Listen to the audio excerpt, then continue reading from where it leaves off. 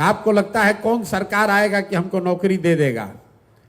तो सरकारी जो व्यवस्था है बिहार में, चपरासी से लेकर मुख्य सचिव तक, संविदा कर्मी इंक्लूडेड, सब की संख्या जोड़िएगा तो बिहार में कुल जनसंख्या का 1.97-2% से कम लोग ही सरकारी नौकरी करते हैं। तो नौकरी रोजगार मिलेगा कैसे? रोजगार का सबसे बड़ा तरीका है पूंजी। बिहार में पूंजी नहीं है। क्यों नहीं है? क्योंकि यहां प्रति व्यक्ति आय है 35,000 रुपया सालाना। अगर 35,000 सालाना का मतलब हुआ कि ज्यादातर आदमी दिन में 100 रुपया भी नहीं कमाता है। तो इस महंगाई के जमाना में अगर आप 100 रुपया भी नहीं कमाइएगा तो खाइएगा क्या, खिलाइएगा क्या, और पैसा पूंजी कहां से लाइएगा? तो लोगों के पास अपना पैसा है नहीं।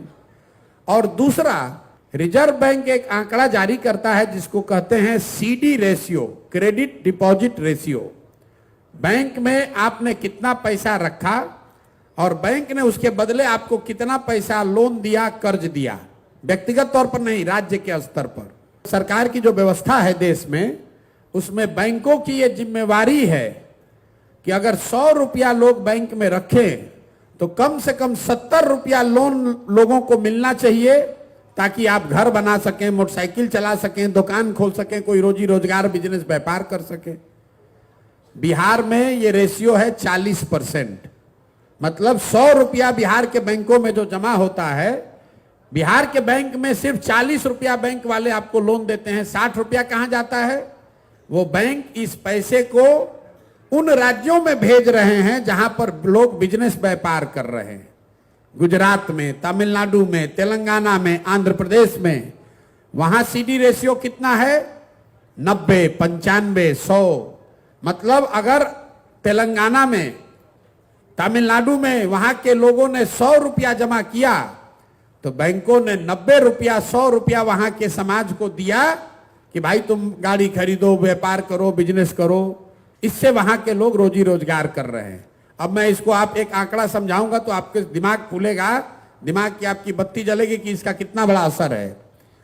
पिछले फाइनेंशियल ईयर में, वित्तीय वर्ष में, इसी गरीब बिहार में आपने, हमने, सब ने मिलकर बिहार के बैंकों में पैसा जमा किया 4,21,000 करोड़ रुपया। बिहार के लोगों ने बिहार के बैंकों में पैसा जमा किया 4,21,000 करोड़ रुपया। अगर सीडी रेशियो मतलब 70% बैंक कर्ज देते तो बिहार के लोगों को कर्ज कितना मिलता? 2,80,000 करोड़ रुपया। लेकिन मिला कितना? 40% है तो मिला 1,61,000 करोड़। बाकी पैसा कहां गया? बाकी पैसा चला गया यहां से दूसरे राज्य में। लालू जी मुख्यमंत्री बने थे 1990 में। 1990 से लेकर पिछले वित्तीय वर्ष तक बिहार के बैंकों ने आपका, हमारा 26 लाख करोड़ रुपया ले जाकर दूसरे राज्यों में ट्रांसफर कर दिया। आपको लग रहा है कि यहां से लोग का पलायन हो रहा है। बिहार का जो पलायन का समस्या है, ये सिर्फ श्रम का, लोगों का पलायन नहीं है। लोगों का पलायन है, बुद्धि का पलायन है और पूंजी का पलायन है। जो नौजवान है, जिसके पास पैसा, साधन, पढ़ाई नहीं है, वो मजदूरी करने के लिए बाहर जा रहा है। जो नौजवान पढ़ लिख गया, वो पढ़ाई करके बाहर नौकरी करने के लिए पलायन कर रहा है। और जो पैसा हम लोग के पास है वो भी दूसरे जगह जा रहा है। आप आजादी से पहले कहानी सुने होंगे, नील का खेती, कपास का खेती होता था बिहार में, देश में, और अंग्रेज यहां से उसको ले जाकर कपड़ा बनाता था इंग्लैंड में, और उसी कपड़े को लाकर फिर बेचता था यहां भारत में। इसीलिए गांधी जी ने आंदोलन शुरू किया कि विदेशी कपड़ों का बहिष्कार करो। अभी क्या हो रहा है? पूना में बन रहा है बजाज का मोटरसाइकिल। लेबर वहां कौन है? बिहार का। बजाज को लोन बैंक से जो मिल रहा है उसमें योगदान है आपके पैसे का। और मोटरसाइकिल बिक कहां रहा है? वो बिक रहा है बिहार में। तो आप गरीबी दूर आपकी कैसे होगी? तो अगर रोजगार यहां चाहिए तो सबसे पहले यहां लोगों को पूंजी उपलब्ध होना चाहिए। अगर आपको 2 लाख रुपया, 3 लाख रुपया सरकार के गारंटी पर बैंक से लोन मिल जाए तो यहां बैठा हुआ कौन ऐसा आदमी है जो अपने लिए कुछ ना कुछ रोजी रोजगार नहीं कर लेगा? आपकी क्षमता के अनुसार 50,000, 1 लाख, 2 लाख, 3 लाख, 5 लाख रुपया लोन मिलने लगे सहज तरीके से, तो बिहार के घर घर में रोजगार होने लगेगा। अभी क्या है, बिहार के बच्चों को राजनीति सिखाया जा रहा है और धंधा गुजरात के लोगों से कराया जा रहा है। हम चाहते हैं कि बिहार के बच्चे धंधा करना सीखें, अपने बल पर अपने पैर पर खड़ा हों, और उसके लिए सिर्फ और सिर्फ पूंजी की जरूरत है।